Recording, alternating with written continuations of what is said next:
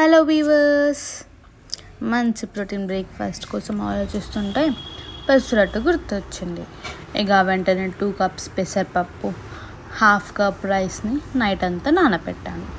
Next day morning నానబెట్టిన పెసరపప్పు, కొంచెం కొత్తిమీర, 3 పచ్చిమిర్చి, చిన్న అల్లం ముక్క, కొంచెం జీలకర్ర వేసి గ్రైండ్ చేసుకోవాలి.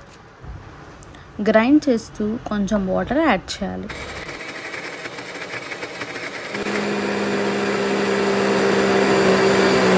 పెసరపిండి ఈ కన్సిస్టెన్సీలో రావాలి.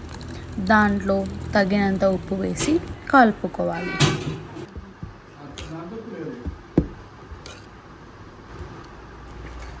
నెక్స్ట్ స్టవ్ ఆన్ చేసి దోశ ప్యాన్ పెట్టుకోవాలి.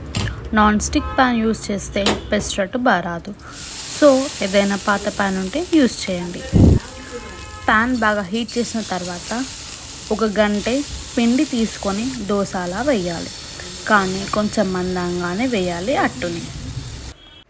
ఆ తర్వాత స్టవ్ సిమ్లో చేసి అట్టు పైన చిన్నగా కట్ చేసుకున్న ఆనియన్స్ వేసి 2 మినిట్స్ తర్వాత అట్టు పైన కొంచెం ఆయిల్ వేసి సిమ్లోనే కాల్చుకోవాలి.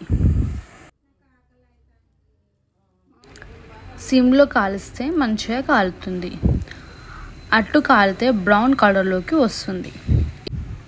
ఇప్పుడు అట్టుని ఫ్లిప్ చేసి ఒక 1 మినిట్ తర్వాత సిమ్లోనే కాల్చుకోవాలి. ఇక తిరిగేసి తీసేస్తే పెసరట్టు రెడీ. ఇక అన్ని అట్లు ఇలానే వేసుకోవాలి. టోపింగ్ కోసం ఆనియన్స్తో పాటు జీలకర్ర, మిర్చి, కొత్తిమీర కూడా యాడ్ చేసుకోవచ్చు.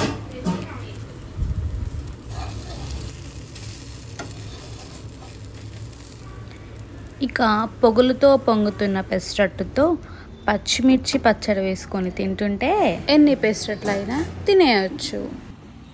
Thank you for watching Bhoomi's captures. Don't forget to like, share and subscribe.